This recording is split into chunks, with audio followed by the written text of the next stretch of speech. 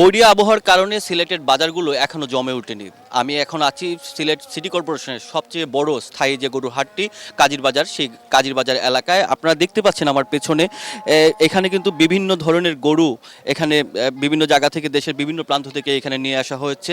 আমরা বিক্রেতাদের সাথে কথা বলেছিলাম, তারা আমাদেরকে যেমনটি বলেছেন যে যেহেতু এখনও আরও ঈদের 3 দিন বাকি রয়েছে, সিলেটের প্রবাসী অধ্যুষিত এই এলাকাতে ঈদের 1 দিন বা 2 দিন আগ থেকে বাজারগুলো মূলত জমে ওঠে।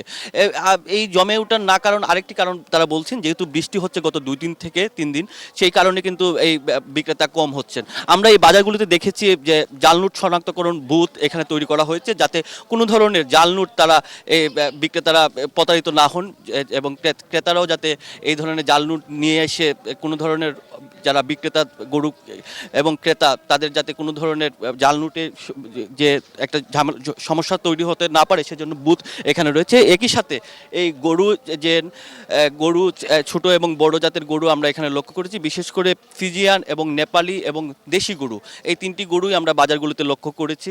একই সাথে আমরা যদি বলে রাখি, সিলেট এই বাজারগুলোতে কিন্তু কড়া নজরদারি রাখছে প্রশাসন, যাতে কোনো ধরনের অপ্রীতিকর ঘটনা না ঘটে, সেজন্য প্রশাসন নজর রাখছেন। সিলেট জেলায় এখন কিন্তু অস্থায়ী যে 60টি বাজার রয়েছে বলে আমাদেরকে প্রশাসন জানিয়েছেন। এই 60টি বাজারে সব ধরনের গরু কেনাবেচা শুরু হয়েছে।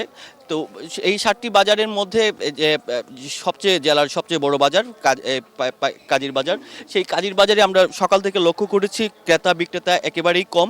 যেহেতু বৈরী আবহাওয়া, সে কারণে এই বাজারগুলো এখনও পুরোপুরি জমে ওঠেনি। তবে বিক্রেতারা আশা করছেন আগামী 2-1 দিনের ভিতরেই তাদের যে গরু নিয়ে এসেছেন সেই পশুগুলো তারা বিক্রি করতে পারবেন।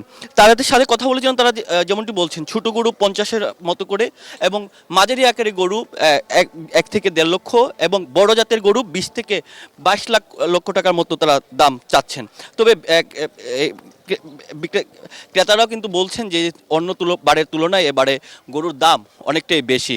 তবে তারা প্রত্যাশা করছেন কম দামে বাজারে ঘুরে তারা যে কাঙ্ক্ষিত পশুটি আছে সেই পশুটি তারা পাবেন। তো সিলেটে পশু হাটগুলোতে প্রশাসন এবং জাল নোট শনাক্তকারী সহ সব ধরনের নিরাপত্তা ব্যবস্থা প্রশাসন নিয়েছে, এবং 2-1 দিনের ভিতরে বাজার আরও জমে উঠবে বলে ধারণা করা হচ্ছে। তো সিলেটের গরুর বাজার থেকে আমার কাছে এই ছিল সর্বশেষ।